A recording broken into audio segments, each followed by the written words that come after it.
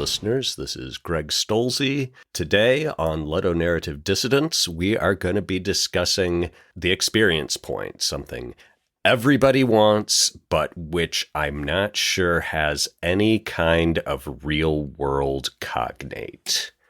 So, thinking about experience points as I was ginning myself up to do this podcast, I thought of them sort of in context of game design is often a game's rules are a series of interlocking economies. This is particularly true, and you can really see it clearly in a lot of computer games where it's like, I've been playing FTL lately again, and it's like, oh, I wish I could trade missiles for drone parts.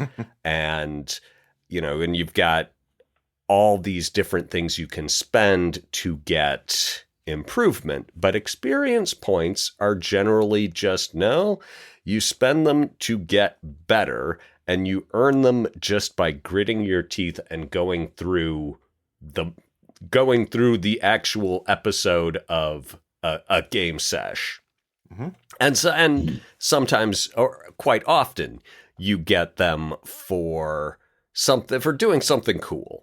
And all right, what are things we have seen experience points rewarded for? Obviously, just showing up.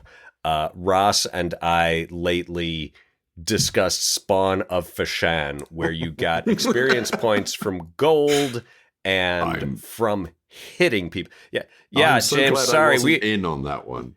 I used to own a copy of Spawn of Fashan. I sold it. I have no regrets. Yeah. Not as bad as rumors state.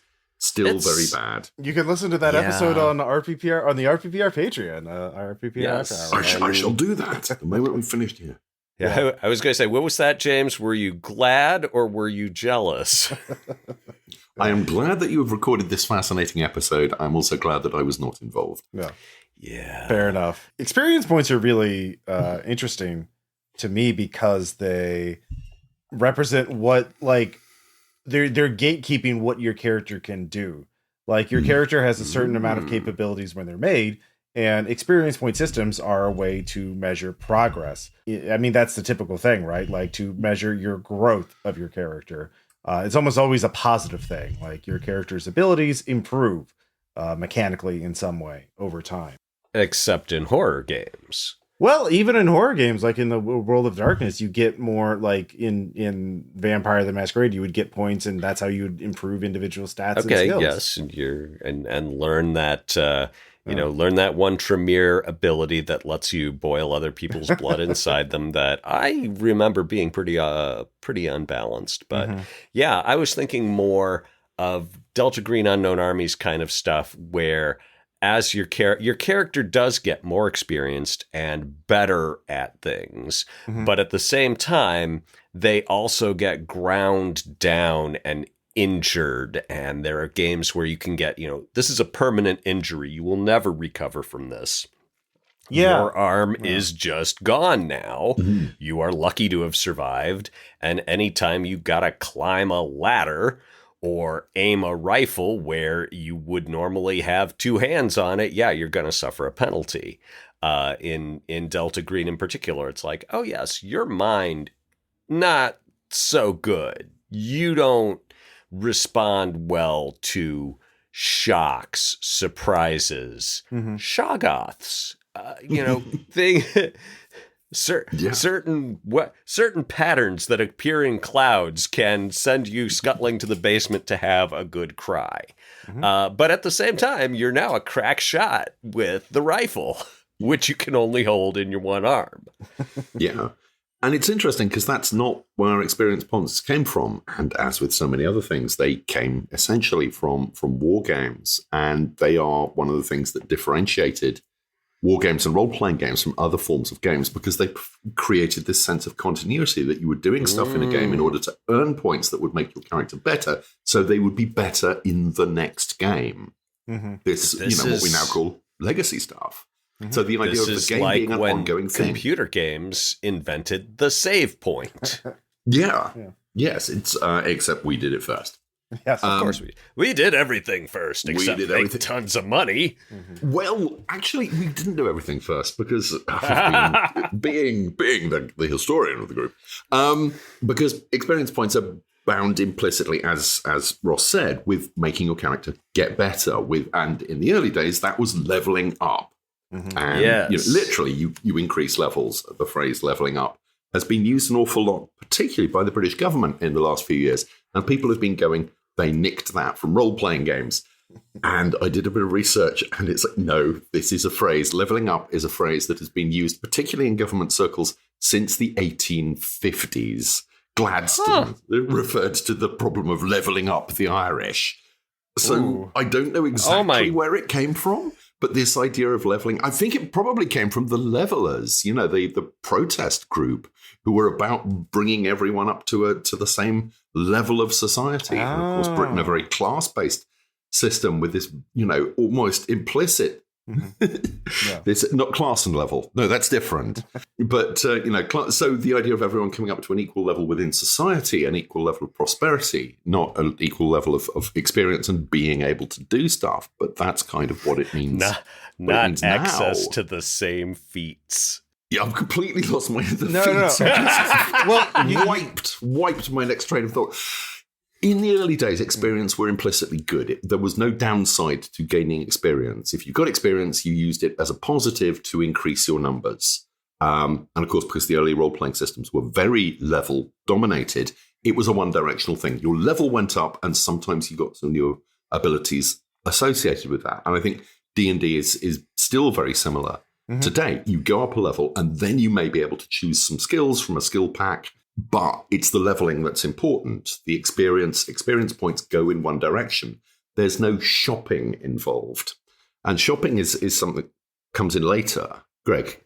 In early D&D, it was always, how many experience points does this magic user need before I get cloud kill? Come on. I'm counting down to cloud kill. This is going to be so... Yes, we've all been there. In war games, yeah, there it was very like a career path, right? Like you started as a recruit, and like in the real world, in the military units, like the experience of a given unit, division, whatever, whether they're recruits or veterans, matters a lot because it represents their morale, their ability to inflict damage on the enemy, and that sort of thing. And early editions of D&D had that as well. The numbers, third level had a name. There was a name for being a third level cleric. There was a name for being a third level paladin. I remember that. Oh yeah. I think that was still around for a while. I'm not sure if it's in the current edition. I know it for certain editions of D&D. I think all the way up to AD&D. I think it was all the way up until third edition. Like third edition, I think abolished it, but like in second edition and early, I think it was like you got to 9th level. That was your name level. That's when you became an actual fighter or wizard or cleric. Or wow. Yeah. And there's some that tops out. I think the druids top out at like level 15. There is one 15th level druid in AD&D, as I recall. Yep. Probably wrong. And if you're 14th level and you got to kill the other guy or convince them to retire, depending on the type of druid you are. But welcome to the exciting world of Dead Man's Boots advancement. It had some narrative, some sense of dynamism to just I kill a bunch of stuff. This gives me either gold or nebulous points, and I am able to spend that to get better. And the idea that you get better in one great big granular chunk as well, rather than was always. But it's pleasing. It feels good. It feels great. I level up. World of Warcraft does this amazing thing. You level up, this blast of light explodes from the top of your head, and it's, whoa, I leveled. So you just fully Super Saiyan that shit. Well, it's funny you mentioned, you bring up the Super Saiyan because, like, that's the thing, what are experience points supposed to do?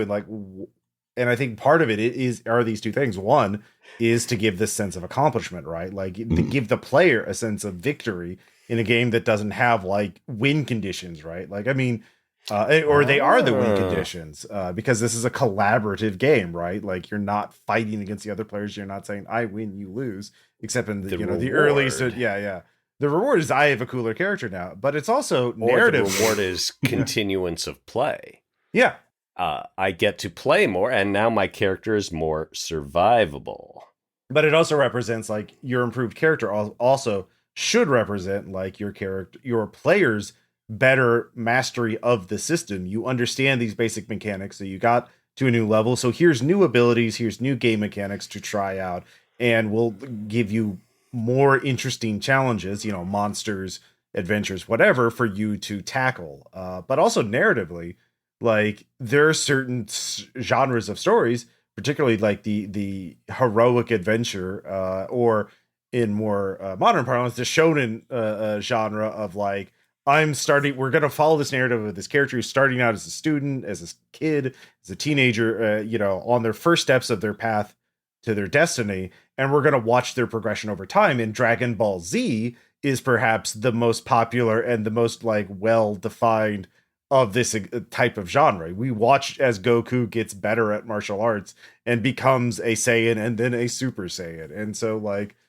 emulating this narrative element, but also giving this player a sense of accomplishment and a type of fun. So like it's a very versatile mechanic, which is why we see it so much. I mean, okay, so what have you seen people get XP for?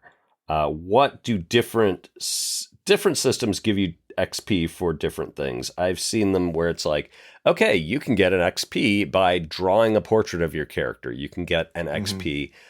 You can get XP by keeping an in-character journal. You can get XP by bringing pizza for the gang. Yeah, bribing the GM was always good. Yeah. It's Wikipedia actually has a really useful breakdown of the different systems, the different ways that you can get experience points, and the different ways that they work. And that I have no idea who wrote this stuff, but they break it down. You're cheating, James, but I'll allow it.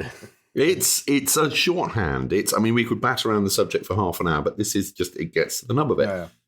Level-based progression, which we've already talked about. Activity-based progression, which is where individual skills and individual stats go up.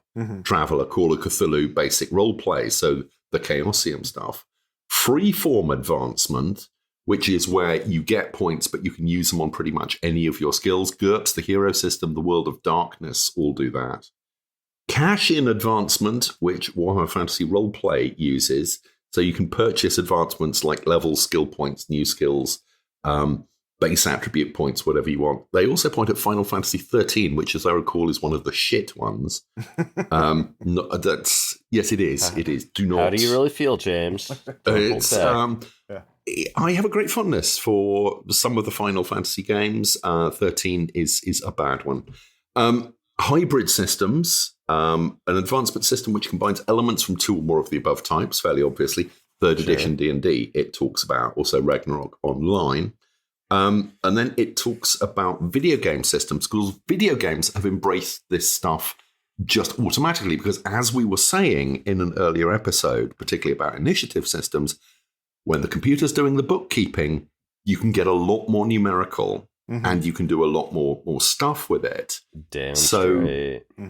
They talk about perks. They talk about remorting, which is when you reach a certain level and you just go, I think I'll start all over again with the points I've already got. And rebuilding your characters, power leveling, and the stuff that is more present in computer games, but does exist to a lesser extent in tabletop, which is grinding. The idea of just, leaving the narrative behind and just going, I need the points. What I need is the points in order to get whatever it is, the next skill, the next package, the next spell, the next level. And I'm just going to do that, particularly in an old-style role-playing game, by killing stuff and nicking its treasure. And it was certainly early editions of D&D. You could, not only spending experience points, but also spending gold as if it was experience points, ostensibly to buy training, though you never actually spent any time training. You just basically bought your levels. Hey, old man, can you show me your secret sword cut? Well, I have 5 minutes. I shall do it for 15,000 gold. Okay, can you take that in emeralds? I got a lot of emeralds. Yeah. Yes, emeralds are acceptable. Now, when thinking about like how you earn experience points, I do remember old D&D had interesting mechanics because it was also thematically like it was a game about loot, getting treasure, going through dungeons, and thematically, at least in earlier editions, you gained experience for not only getting spending treasure. Like you didn't get the money until you didn't get the experience points until you went to town and blew it all in the tavern, right? Like that was the thing. It was. I put that in Rain. Yeah, I put in an option because you don't get gold. You don't get experience for gold, but I put in an option where it's like, yeah, if you just go out and blow money on you can turn money into XP with this option, however you explain it. And and there one of the options was, I'm just gonna go get real drunk all the time, and I'm like, this is totally in keeping with Fafford and the Grey Mouser. These guys would always find some cache of pearls or rare spices or something, and then at the start of the next short story, they're skint again. They blew it all. Of course. It was given the choice between emulating Fritz Leiber and not emulating Fritz Leiber, I will usually emulate Fritz Leiber in everything but pill abuse. Yeah. Of course, later on, D&D went more to like killing monsters specifically, and different monsters gave different experience values. And I know this was into AD&D in 3rd edition. And I think more recently, D&D has moved more towards a milestone, which a lot of systems do now, which is like you've achieved at the end of every session, you get something. At the end of every story, you get something. And for example, 13th part Age, ways along the street for killing a mini boss, essentially, you get something. Which again, it's great. It rewards you. You finish a chapter, you get that sense of you are succeeding within the story. Literally outside the story, you step us outside. It's almost a meta currency. I don't think it is. I think it's a currency. I think you can flow it into meta currencies. Another option I stuck in Rain because I'm like, I'll just throw everything in the kitchen sink in there. It's like, oh yeah, if you want, you can hoard up your XP and spend them to permanently increase a stat or skill, or you can just blow an XP and be like, I'm just going to turn this die into a master die for one roll or something, where you can just like get a Benny. And, now your XP system is also your fate point system. Done, like you can make mistakes with this kind of system, though, especially when you mix in meta currencies with this. 7th Sea, the 2nd edition, received a lot of criticism because their experience system, like you were supposed to get like X number of XP at the end of a session or a story. But then you would gain additional bonus experience for every leftover drama die that you had. And drama dice were their meta currency that you're supposed to spend on the fly to gain bonuses on rolls and that kind of thing. And so what would happen is obviously no one would want to spend drama dice because they wanted XP at the end of the story, and which is very counterintuitive to what a swashbuckling game is supposed to be like. There lies an insufficiently play-tested system. Yeah. A swashbuckling game of caution and conservation. Yeah, exactly. So I've never played second edition. I've never played 7C, but like it's just, I remember it getting Kickstarter when it came out. There was just a wide range of criticism. Among that, there are several issues. So it does sound like it wasn't play tested, but you can certainly mess that up. And in fact, your experience system is because it gives you the sense of accomplishment and encourages you to learn the system so you can get the new abilities and do new cool things with it. It's a really important part of any RPG, I would argue. But which is interesting because if you think of like a lot of role-playing games are meant to emulate fiction, right? Like to give you the chance to be your favorite character in this genre of movie or TV show or novel or whatever. But characters in movies, especially, but also in TV shows, outside of the shonen genre, outside of young adult, outside of heroic fantasy, like they don't. There's not outside of Dragon Ball Z. Yeah, outside of the Dragon Ball Z type stories, you don't have like characters who dramatically improve their combat. When and their does skill Walter White level up? Yeah, exactly. Walter White goes through an emotional journey, but he's it's about they change as people. They don't change as they don't buff up. All right. Well, I'm going to jump into Robin Law's argument about the difference between. I'm going to just steal this right from Robin. Hi, Robin. If you're listening, I'm in your house stealing your ideas. He talked about a distinction between iconic characters, and I'm trying to remember what the other one was. It might have been literary characters. And so a literary character develops over the course of the narrative. The character, starts out, accepts the call to adventure, learns what they're doing, finds out Darth Vader's their father, becomes a Jedi, and at the end, they are transformed. Or it might be, college student or college professor. If you want to get really literary, it's college professor has an affair with his student, regrets it, realizes he should have stayed at home with his wife the whole time, and comes clean to her, and their marriage is tested but ultimately stronger for his betrayal. Whereas an iconic character is someone like Sherlock Holmes or Tarzan or Batman, or Conan. Yeah, they start out really good at what they do, and they end up really good at what they do, and they don't really change. There's no point where Sherlock Holmes is looking back on past Sherlock and going, "What a fool I was." I'm remembering this slightly differently. Sorry, I'm jumping in here because was this the forward to one of the new hero books that Pelgrane Press put out? I don't remember where I read it. Stoneskin Press thing.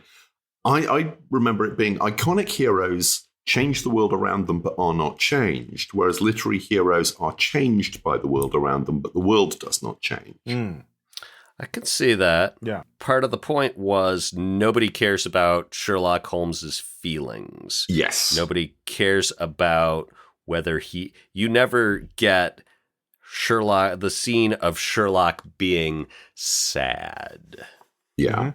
And I think you can divide role-playing games into two camps, essentially, the ones with iconic heroes and the ones where the characters have feels.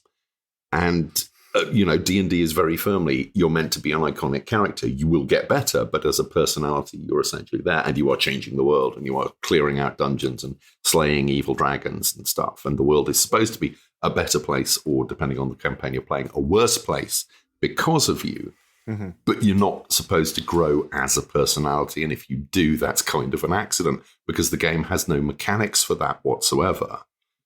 Over to, the stuff that started emerging in the 90s. And I think Vampire would desperately like to be one of these, although it would like to kind of have its cake and eat it, because you want to kind of be the iconic hero. You want to be the one that's changing the world. But at the same time, you want to have the back of your hand nailed firmly to your forehead going, oh, the pain I feel in my soul if I had a soul, but I don't because I'm dead.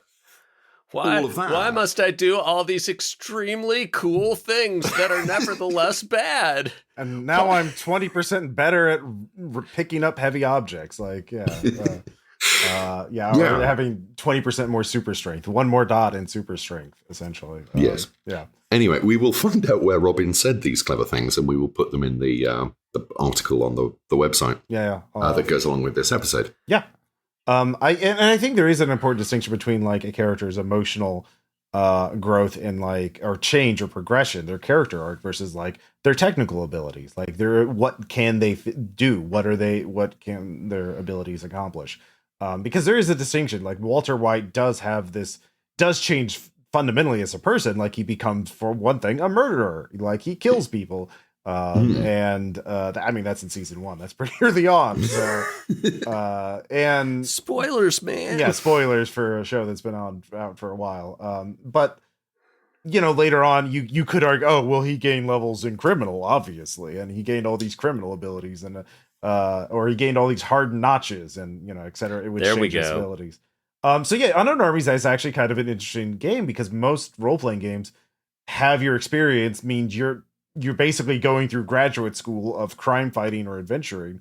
You're getting better and better at those tasks. But emotionally, crime it's like fighting whatever. Or crime enabling. Yeah, but in Unknown Armies, your character's emotional state and like how hardened they are, how dead they are to the world also represents what they're good at, This was the last game I played, my character got all these hard notches stacked up and tipped over into burned out, right? Mhm. And suddenly this guy who had been, really great musician and really personable as now just this sort of staring, needy, ropey mess of a human being trying desperately to find the time and find someone who can help him unfuck his head. He's just like, I need to process. Someone, please help me process. And there were mechanical consequences to this burnout that, it impacted his abilities at the same time that it protected him from freaking out whenever bad things happened. He would see a bad thing happen and go like, well, it's bad, but I mean... I'll get a shovel. It's fine. We'll deal with it. Yeah. It's not like what they did to me, Lou. Mm-hmm. Yeah, no, and... Yeah, because I think most role-playing games are still stuck in this wargaming tradition of your character's technical abilities. There are, I guess you could say they're maybe not wargaming, but still very, as Robin Laws would say, very procedurally focused. There we go. Yeah. And so there's a question. So that's sort of an opportunity of like, how does your emotional state infect? Obviously, it impacts your technical abilities. If you're an emotional wreck, you can't, disarm the bomb or sneak up on the bad guy as well. But yeah, it's an interesting challenge, and one thing, one challenge, and a lot of role-playing games are interested in realism, quote unquote, right? But like one thing that role-playing games don't really do, as far as I've seen, I'm sure there's counterexamples you can come up with, but like there's this thing in the real world called perishable versus durable skills, right? And this comes up in Delta Green because people with perishable skills are very technical and require constant practice and training in order to stay good at them. Okay, so like I was great at computer hacking 10 years ago, but now that I'm out of jail for computer hacking, I can't do shit because I couldn't keep up with my computer hacking. Right. Or even jail. Yeah, or even like special forces, like at a high level combat, firearm skill is a perishable skill. You have to you spend a lot of hours on the gun range and going through and especially for combat stuff, you have to go through those more complex things where you go through a warehouse and shoot at moving targets and that kind of thing, because you have to have your reflexes honed as much as possible to have that edge, because it's all about who gets a bullet in the enemy first, right? So those are and so like those special forces guys, what separates them from regular soldiers is they spend 50, 60 hours a week every week training to stay that good and get that half a tick faster. Well, all right. I mean, and this is okay. Having gone to a dojo for years and years, there is, parts of it are like riding a bike. It's like once the pennies dropped on, okay, I know what a Tekagami feels like. I know what it feels like to execute this thing. I know what it feels like when I have off-balanced someone and they're wobbly. Right, and that's a durable skill. So that's a durable skill. But at the same time, I mean, people who tell you that the martial arts, if you learn the martial arts, you don't need to be big and strong. It's like, if you learn the martial arts real well, your margin for you it goes up like 10%, right? Like 10 or 20% different. Like you can take it down to 10% larger dude. If someone outweighs you by 60 pounds, that changes. Yeah, things. The margin isn't that big. Yeah. It's not, it's not magic. It's you cannot overcome physics. But at the same time, there are things where it's like, okay, if you do this perfectly, you don't need any strength, speed, or weight advantage, but how much of a margin of error do you want? And the fact that doing it over and over again will make you strong, whether that was your goal or not. You can't do this a bunch of times over the course of several hours and not, you'll be tired at the end, and then the next day you'll be a tiny bit stronger. And if you do that for a year, well, guess what? Whether you wanted to be strong or not, you are. So part of it is like riding a bicycle, but part of it is also like, if you, in fact, I will go further and say that it's a lot like riding a bicycle. After a certain level of technical skill, you will never lose that. You will always be able to get on the bike. But if you were someone who could hop on a bike and bike 20 miles easily, and then you piss off on that and spend a summer eating pizza and drinking rich golden German lagers, you are not going to be able to jump on a bike and ride 20 miles. You are going to be able to stay balanced just fine, but by the end of the block, you're going to be wiping your brow and huffing. Mm-hmm. Yeah. So how experience points do an okay job of modeling that, honestly. But it comes down to how simulationist do you want your role-playing games to be, really? You know, how far towards Phoenix Command are we going to go?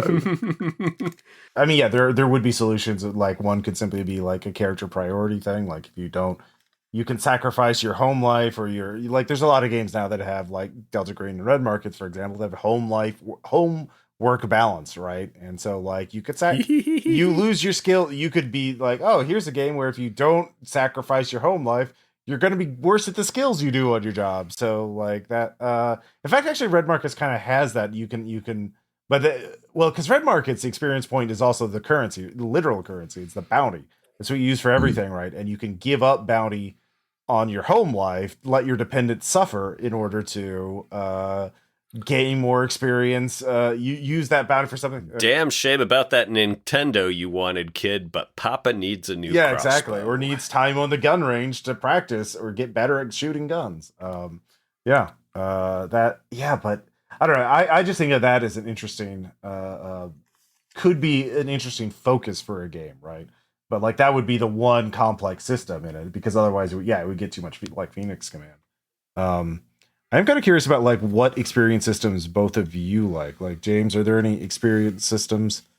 Well, this is, no, really. I played a lot of D&D with my kids over lockdown, and a couple of times they had to say, what about experience, Dad? And I was just going, I was just enjoying the story. That is the most James Wallace answer I can imagine. I didn't begrudge it. I just literally forgotten. Because I did get to a point with certainly Ars Magica, which we've talked about, but also when I was playing D&D back in the 80s and the early 90s, where I kind of got happy about 6th or 7th level, and my character was fine there. I was enjoying that level of power. I didn't particularly want any more. The level of kind of politicking and intrigue that I could do at kind of city level was very satisfying. And it's just, I was into story growth and character growth, personality growth, rather than more power, more skills, more abilities, more numbers. And one thing I was going to drop in earlier on, one of the things about a lot of experience point systems, particularly with iconic characters, is the numbers tend to be quite big. Your attributes may be on a scale of 3 to 18, but your experience points will be measured in hundreds or thousands or tens of thousands. And it feels powerful, and the numbers get bigger, and it's tangible. And this is something that video games have carried on with as well. Oh, yeah. But, when the Big Ars Magica campaign we played, I think my character did get moderately better, but all his skills were they weren't shit. He was very, very good at theoretical magic, which had absolutely no use within the campaign that we were playing. Just kind of the point of him. So he was very good. The point of my character is uselessness. Yeah. Having leveled up, I am now twice as useless as I used to be. His primary skill was taking the credit for things that other people had done, which is quite useful. But I was thinking, I'm wondering, you look at a lot of indie games, and a lot of indie games are designed for short campaigns or single session play, and they don't really lend themselves towards it. But the mechanics are pushing into this, more personality based, more character traits that, so your character develops stuff. Thinking about Bluebeard's Bride, it's about the experience. It's about it's about experience. It's not about experience points. Right. Well, it's a very one-shot game. Yeah. Sorry. I was thinking particularly about how I handled getting new abilities in the Fugue system, which is what I developed for Las Vegas, it's an amnesia system, and it's designed for a 4-session campaign. And the idea is you start off with nothing. Your character sheet is literally blank. You don't even remember your name. And you discover in play. You discover in play. Anytime you need an ability, you can go, okay, I need knife skill. And the dealer, because it's all the mechanics are based around tarot cards and it's set in Vegas or something like Vegas, goes, okay, what's your flashback? And you remember using the skill in the life that you have forgotten. And you go, oh yeah, I remember. Oh, it was in a bar, and someone smashed a glass on me, and I just pulled this knife or this steak knife off the table, and I, whatever it is. So you get the ability, but you get a memory with it, and because it's a very specific memory, it's usually one that you have to pull up on the spur of the moment. It's quite spontaneous. Right. It's not pre-thought. The when you were talking about that, the first skill that came to mind was sexing chickens, which is the ability to tell the gender of a chick, whether it is a male, whether it is a hen or a rooster, in like less than a second. People who are professional chicken sexers are just grabbing these birds and stuffing them, sorting them instantly. Stuffing them may have been the wrong phrase there. But, sorting them into male and female categories with tremendous accuracy. That has always struck me as I'm like, someday I'll have a character who's good at that. It'll be pointless. If that's what you want at a sudden point, you can, I remember how to sex chickens because there was that time. Like there were these chickens. I remember my grandma showing me how. Yeah. Down on the farm in Texas. Mm-hmm. But as the game goes on, obviously your memories start to interlink, not least because the GM can also give you memories and other players can give you memories that they are also in. They can remind you of something. Or you just try to sell this game. This sounds cool as hell. You can give someone else an ability, but it is associated with a flashback that they appear in. So it pulls the group together. And all of these, they jigsaw together and you remember who you were. And because it's a role-playing game and because it's a world where you have to do bad things, you remember you were bad people. And I'm really pleased with it.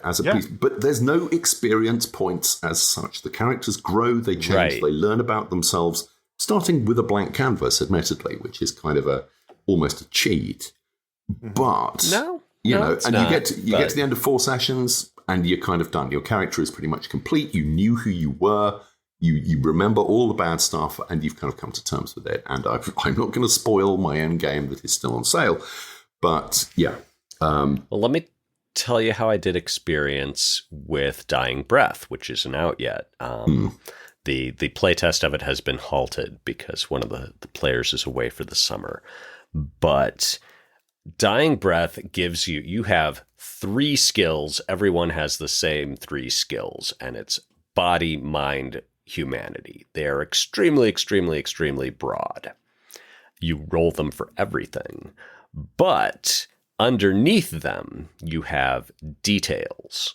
And details give you extra success.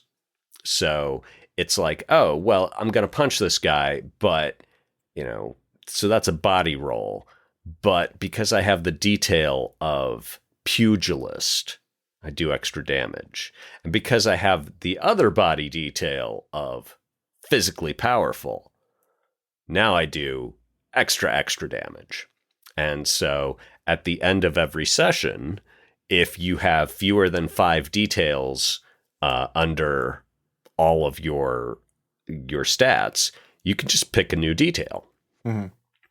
And you can, and the fun part for the GM is that details can become corrupted or damaged. So, pugilist could become short-tempered pugilist. And now you have to roll your body to resist the temptation to freak out on anyone who insults you because you're short-tempered. So the higher you raise your body roll, the worse your bad details become. That's interesting. And so there are options for, okay, I'm going to turn my bad detail good instead of taking a new detail. And I've been running this campaign for a while, and so now everyone is all full up. And so it's making me reconsider. All right, what happens when you're full up? Because your character literally can top out. Your skills are percentile based, and they can't get higher than a certain point. and your details are limited in number. So you can have a maximized character. But again, like we've been talking about, this being a horror game, you can have these ongoing problems, most of which take the form of corrupted details and bad details. So, for instance, if you get shot in the face, the GM can, one of the things that can come out of the rules is, give this character a bad detail. And it's like, okay, the bad detail is you're blind now. Because you got shot in the face, your character is now blind. And there are a whole bunch of things you can't do anymore until you buy off the bad detail of blindness, which in this case means you haven't, regained your eyesight. It means you have adapted to it, and you are now no longer completely hindered and completely debilitated by it. And, blindness is an extreme example. I'd probably be more likely to go, no depth perception. Right. Yeah. Or, you're one-eyed, and, that's gonna come up. People are going to look at you funny because we live in a very shallow and appearance-based society. But, I like the idea that, okay, experience is good and bad. Details are good and bad. Things that happen to you, you will get, but again, it's not experience points. I've moved away from them because they're so abstract. If you want another example from my own design, termination shock, you don't get experience points, but at the end of,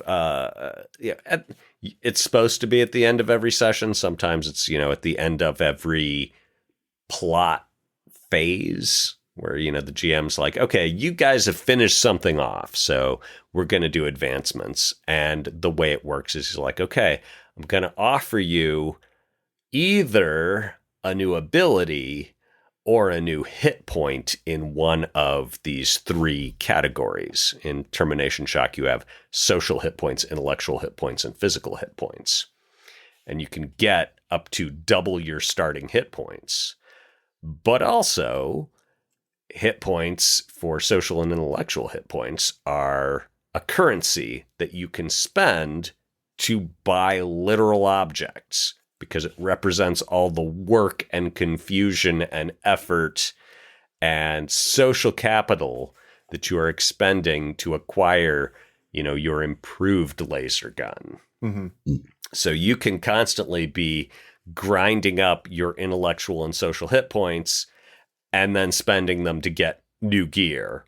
Or you can be like, oh no, I'm gonna take this new exploit that lets me pilot spaceships. I'm going to take a new permission.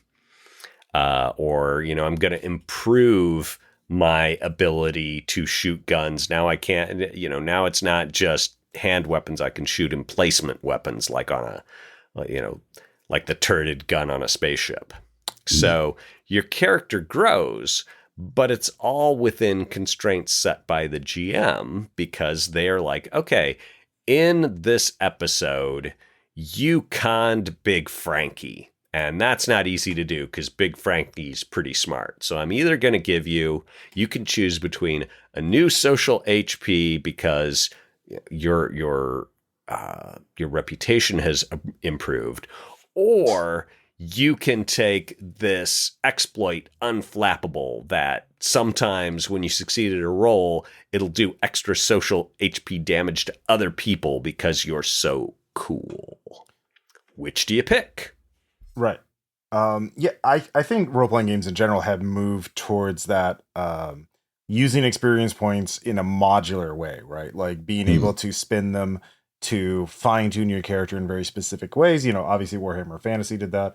And if you look at, can I level up my small but vicious dog? Yeah, exactly. You get your dog training skill and that kind of thing. And then of course in Warhammer Fantasy you would have like certainly milestones where you spend enough experience you could advance your career. You get all these new benefits, but another thing would I'm be no longer a mere blackguard. I'm an assassin. Right.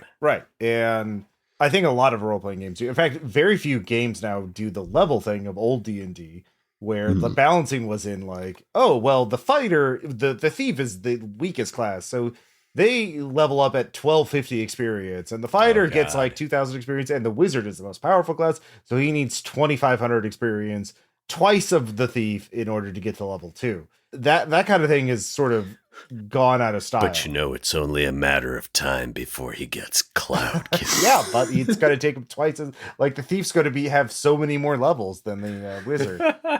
That thief's going to be picking so many pockets. Yeah, he's going to be doing very well. But like, even I'm playing actually 13th Age campaign now, where we level up incrementally, where we each level has these level types of benefits, right? Like a better attack, better saves, new feats, new skill points. And at the end of each session, we make a check mark on from a menu of options of like, oh, do you want your hit points for this level, the next level? Do you want your savings, or do you want your attack bonus? And when we make enough check marks, we just get everything for that level. So at the end of every session, we get some kind of incremental improvement, but we don't get the full benefit of the level. If you're going to be a level-based game, that's a neat way to do it instead of the jackpot approach of get everything at once. This session nothing, this session nothing, this section nothing, this session everything. I also remember in Apocalypse World, you would get like you'd like when you get enough XP, you erase the list and you check mark a new thing from your menu of options. But also in Apocalypse World, most powered by the Apocalypse games, you would get XP for failed rolls, which I like as a. I was trying to remember where that came from. I have a note in my notes about it. It's in there. It's also in Unknown Armies. I'm trying to remember if that was even in first edition, where the idea, because I remember playing Call of Cthulhu, and it's like, oh, when you succeed, put an experience check next to your ability. And I'm like, man, so now success is double cool, and failure is not just. And I'm like, in my experience, I've learned so much more from failure than success.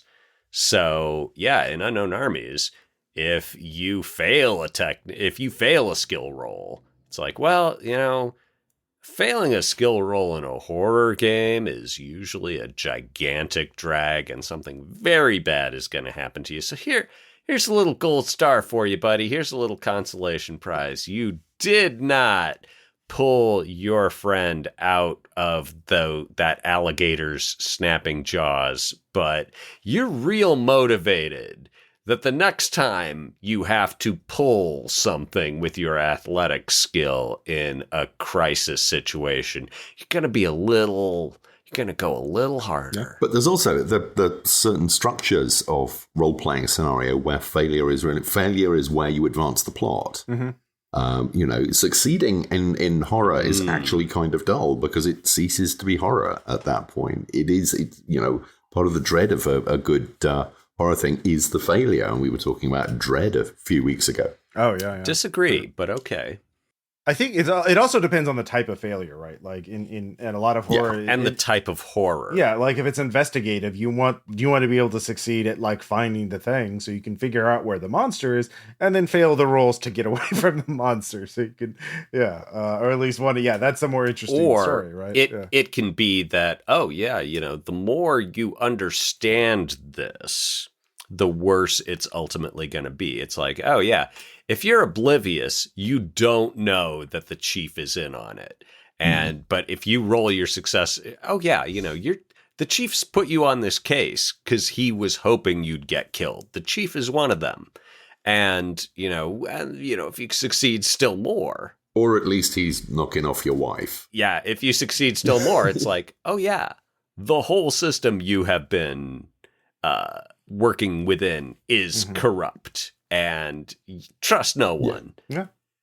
Good luck sleeping next to your unfaithful wife tonight. I kind of do want to talk about what experience points, we talked about like what they do and how they do it, but like, are they worth it in a sense? Like, because the idea, as we talked about, like a lot of characters, they don't really fundamentally change. And like, I think a lot of role-playing games are emulating, like I said, heroic literature. Also like the genre known as the Bildungsroman, the the growth of a person from a child to adulthood, right? Like that's sort of the narrative arc of a lot of role-playing game characters. The zero to hero, right? The chosen one. And the way role-playing games accomplish it in a lot of times, especially in the more complex games, is that the game basically fundamentally changes from the starting point to the end point, right? Like D&D is D&D and Lancer would be really good examples of this. Like they start out rather complex and they only add on to complexity as you add on new abilities, new status conditions,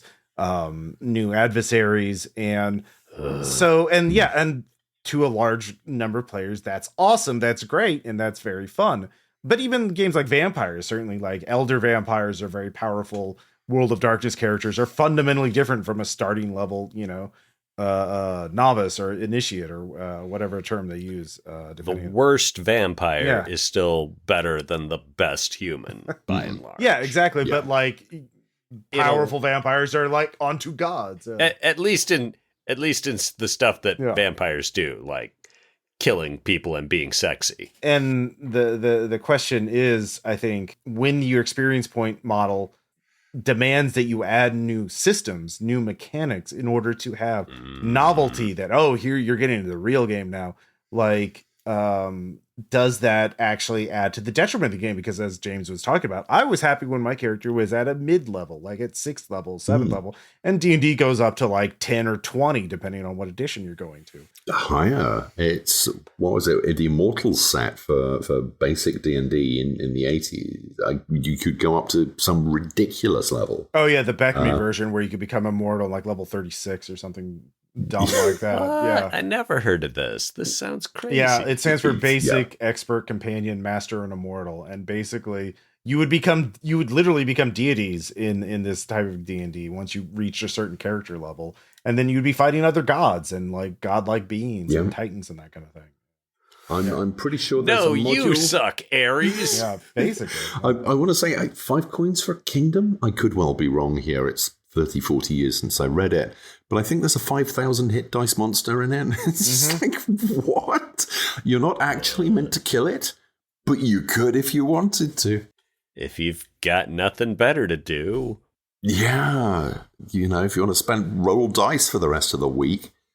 Part of the inspiration for Reign was, I remember, and this was probably 2nd edition D&D, where when your fighter got to a certain level, it's like, okay, now you own a keep. Now you are landed gentry and you have these knights who show up expecting you to be their leader. And I'm like, that's random, but yeah, I want to know how's my land doing? Are my peasants revolting or thriving? Do we have a cheesemonger in town? Is the rye harvest doing well? And I'm like, there's none of that. They just hand you a castle and you're expected to go and continue the kobold genocide. And I'm like, I want to know. I want to stop being the guy to whom quests are given and start being the guy who decides what the quests are. Yeah. And that would be a fascinating experience turn. It's like, okay, you've reached 5th level. Guess what? We are now going to take the domain management rules from Reign and apply them to you guys. Because remember how you saved that village? Well, the mayor just died and they are begging you to be their leader. And remember how you defeated the Church of the Poison Chalice? Well, all the prisoners who got freed from that are looking to you to reintegrate them to society. And, you are now powerful and influential and admired enough that you are political figures leading the less powerful common folk. They are looking to you for leadership. And so it's like you go from being this shady gang of murder hobo rogues, and it's like, no, man, you got responsibilities. People are expecting you to take care of the town. Yeah, you're out for which requires a completely different skill set. Which requires a completely different rule set. A completely different rule set. So you can either try and keep the same experience point system, only funneling them into different abilities now. Or you can just lean into that and go, no, your rewards from this. The whole structure of the game has changed, as you said. The rewards from this are very different. You don't need to be faster in combat anymore. That is now an irrelevant skill to you. And the rewards you're getting from being good at the town, you get the adulation, you get the tax dollars, your town gets bigger. Not your combat speed doesn't get faster, but your town gets bigger. That's kind of a reward in and of its same right. And I think has the same sense of satisfaction, if done correctly, that you get from the blunt tool of experience points, from big numbers getting bigger and saying that you are more powerful. You're getting more powerful. It's just you're more powerful politically now. You're more powerful in terms of, we talked about the class and level system at the start, within the class system of the world. You are becoming higher class. You're not leveling up. You're gaining Look status. upon my poshness, you mighty, and despair. Yeah. So I think as games go on and as we evolve as players and as we evolve as games and as the market evolves, there is certainly, I have felt, and I Greg, I'm guessing this from you as well, Ross, I suspect it, the sense that experience points in the classic form, they're a very, very blunt tool. Mm-hmm. And so abstract. Yeah, it's just, but we like numbers. Just human beings. We like big numbers. We like to watch our big numbers get bigger, which brings me on to something we've not talked about yet, which is the way that most people encounter experience points, which is in gamification. Mm-hmm. Outside of role-playing games, you do a thing, you get points for it, and you watch your point. I have an app on my phone that gives me titles for how well hydrated I am. Wow. I get points for doing stuff, for occasionally doing a task which gives me very small amounts of money on Google. I get supermarket loyalty points. And it's, I've got 16,000. And what's that worth? That might be worth £8, maybe. Mm-hmm. But 16,000 points. And, and you do a thing and it's random rewards at random intervals. It's one of the classic hooks for gambling. It's, you did a shop and we're giving you a reward this time. You've got 15 bonus nectar points, and that's worth literally 7.5 pence. That's like 10 American cents. But you feel good because you did nothing for this. And it's, they have recognized your loyalty. This is where most people... I spent part of my weekend at the hardware store, and I'm like, I'm using the hardware store branded credit card, and I'm getting a discount. Mm-hmm. Yeah. Yay me. Yeah.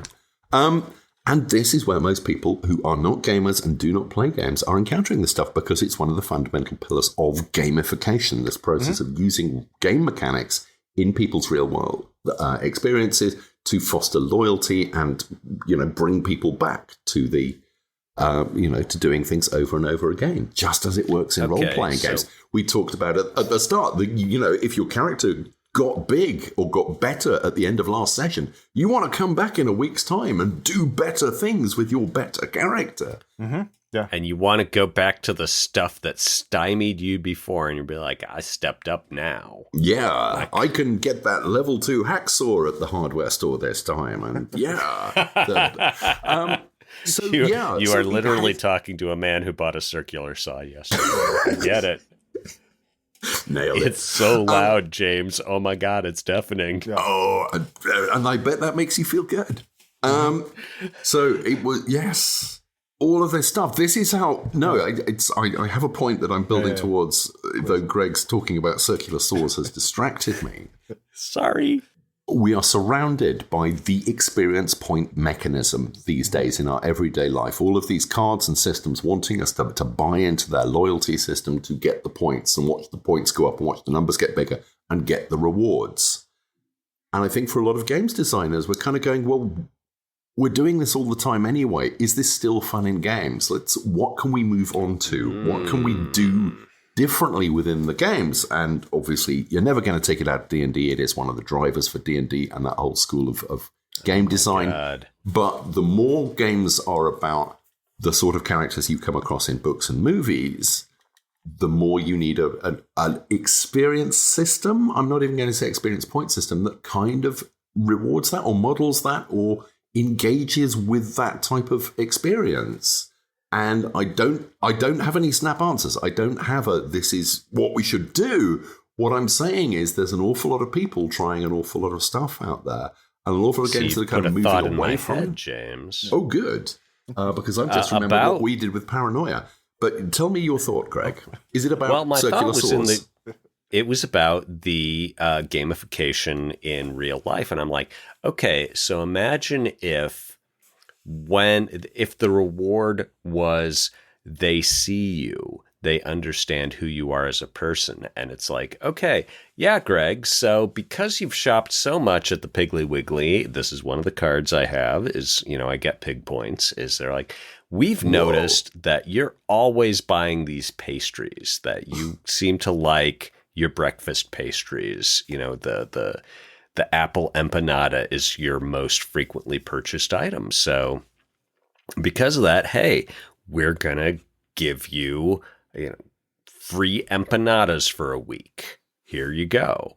And it's not, the reward would not just be, oh, I got a price break on whatever. It's that like, wow, it's like they know me as a person.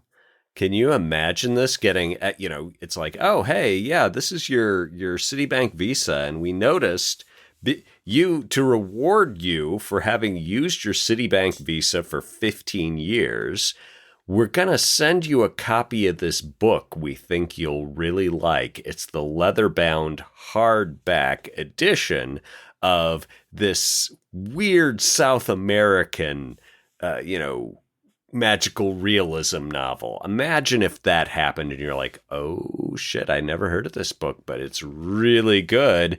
Citibank Visa loves and understands me? Mm.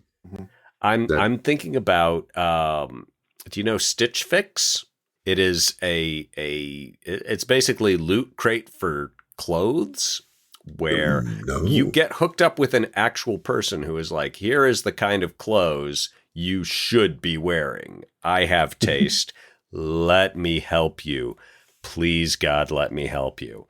And, and so I'm like, yeah, that's what you need, is to have after you reach some immense point of your gamified Citibank Visa rewards points, your flight miles, your pig points from the grocery store, something.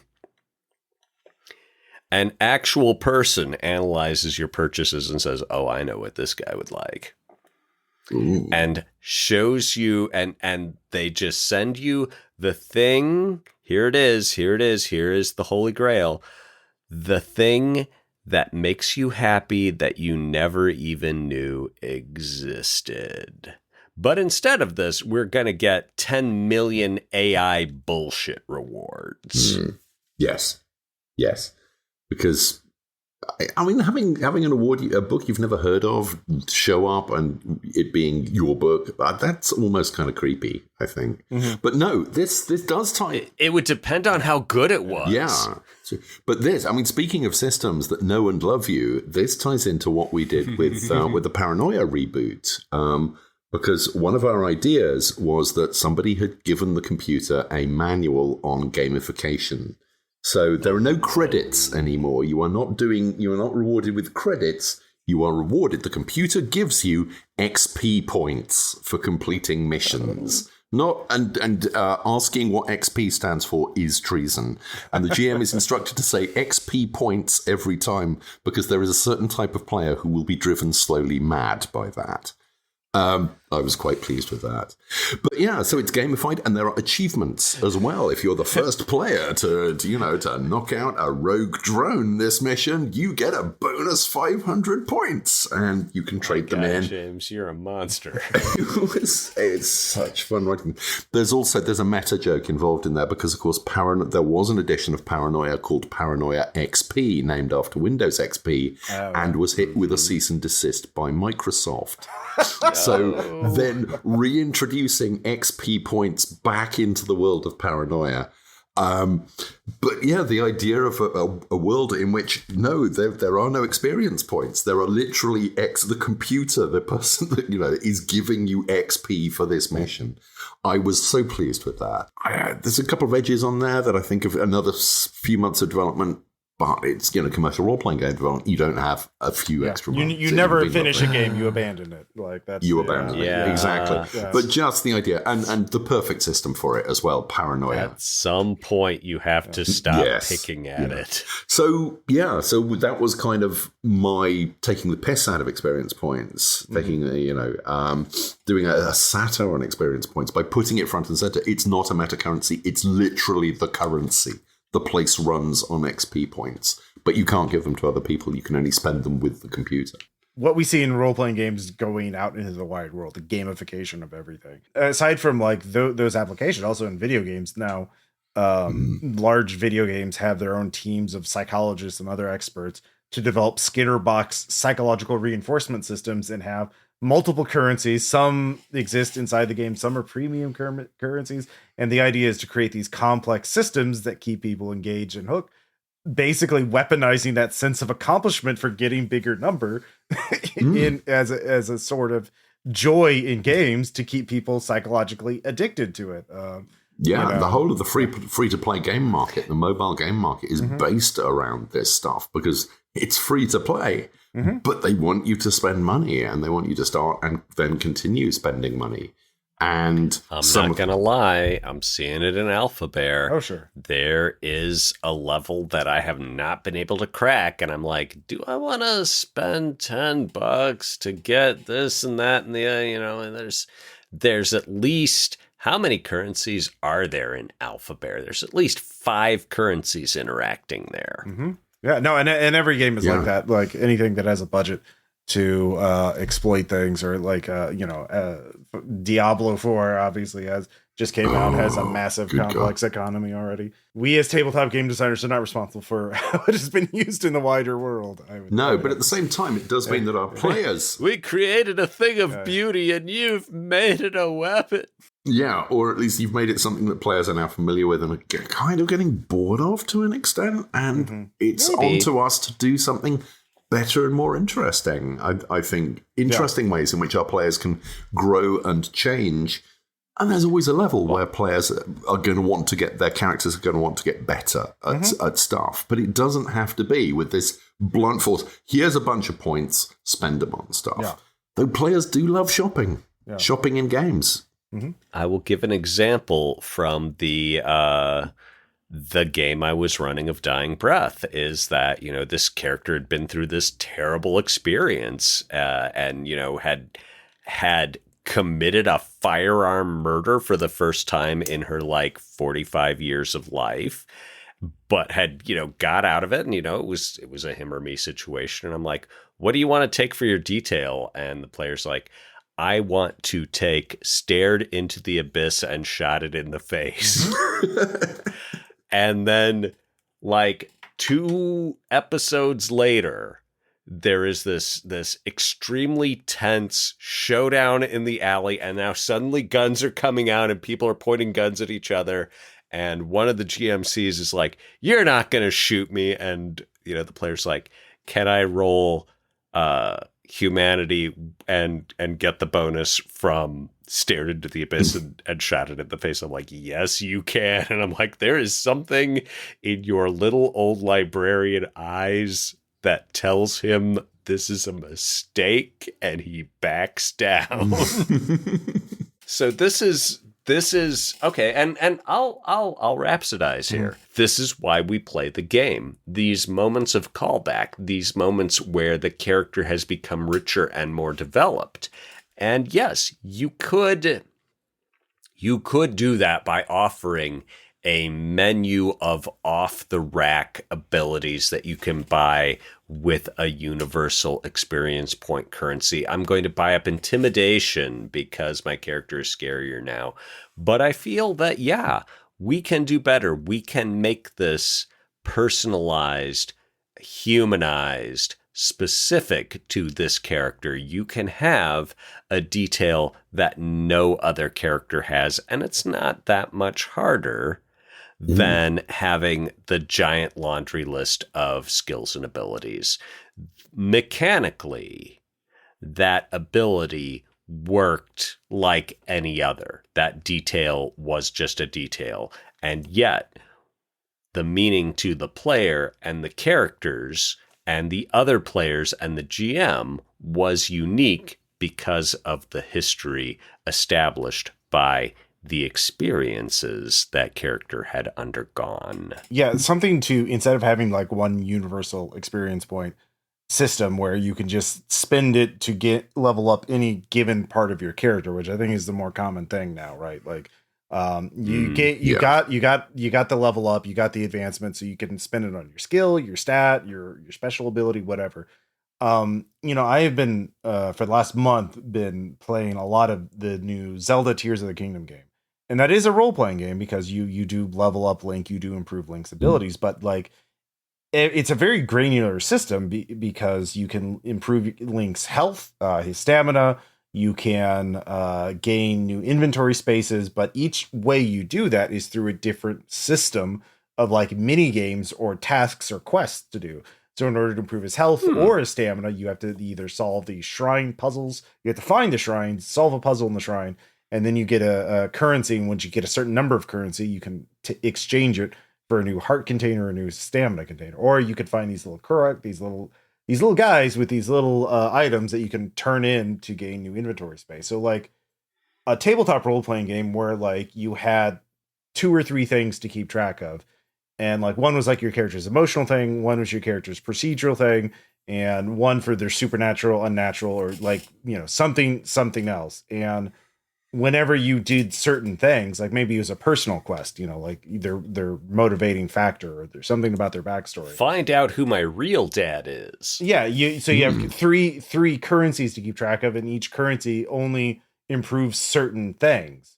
I think something like that would work because like we haven't. One thing I did see like, it, and that players would be so frustrated. It's like, man, I've got so much personal growth, but what I really need to improve is my ability to conquer illness and disease because people keep poisoning me. Yeah, that would be interesting. That would be worth playtesting. One thing I did like. Advantages and disadvantages are a common thing in a lot of role-playing games, right? Like in GURPS and World of Darkness. And it used to be that like you would take a disadvantage at character creation to get more points to make your character better.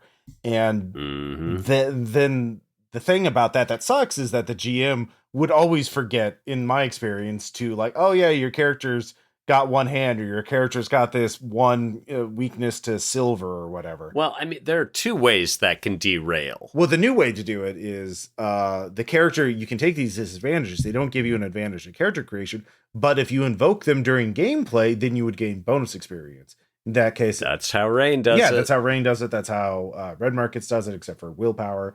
But the new World of Darkness does it, I believe. Chronicles of Darkness. And I think that's a better... So if the player could like customize what improved currency experience system A, B, and C, then like they would have control. Oh, I want my character to have big dramatic scenes where they're vulnerable. All right, well then that will be tagged to this thing, and then this will be tagged to this. And I don't know. I think that would be an interesting way. There's something there, Ross. 100%. Oh yeah. It's the challenge to that design is how do you create the valve between the abstract aspect of it and the concrete aspect of it. And it's tricky, but it's not beyond, it's tricky, but not impossible. Yeah.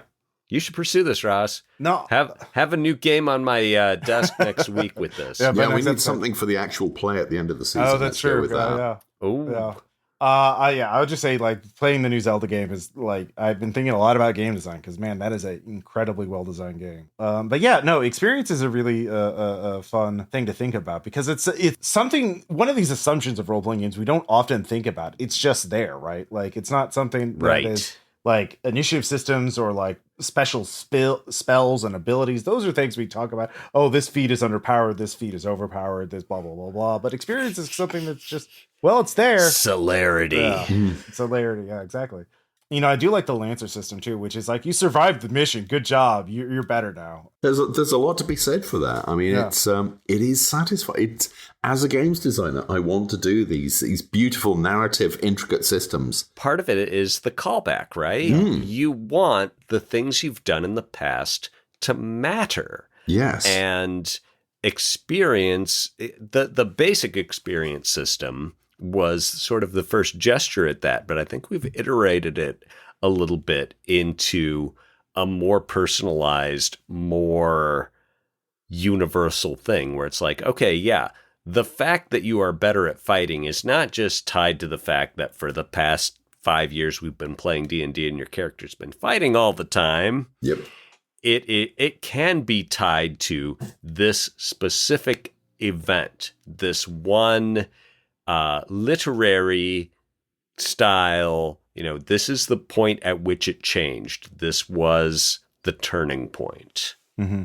So yeah, I'm trying to mess around with that. Mm-hmm. I'm happy with how it's worked out in Dying Breath. Cool. I was just going to say, I think, as a designer, I want to come up with these beautiful systems that model the way that I perceive characters in the fiction I write, the stuff I see in the books and the art that I love. And I want characters in games to be able to advance like that. And at the same time, getting a wad of experience points and just going, now I am more powerful is intensely satisfying. It's really pleasing.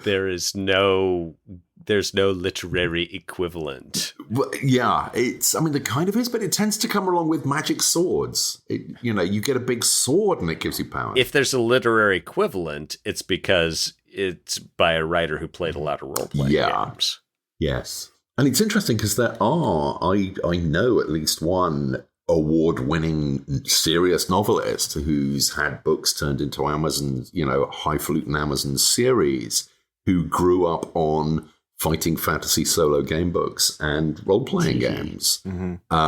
I will not name them to save their blushes.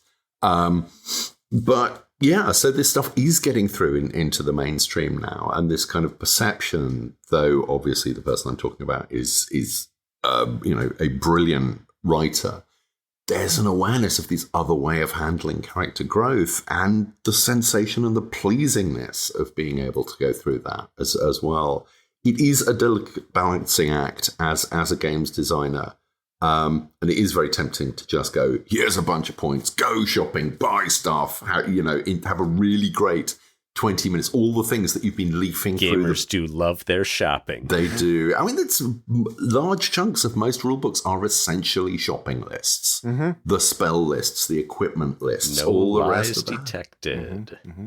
Mm-hmm. And now you can cash in. Now you've got the money to do that. When you're generating your character, your advantages. It's like, oh, what is my new character going to be like? Well, I can buy all these advantages. Or I can buy out.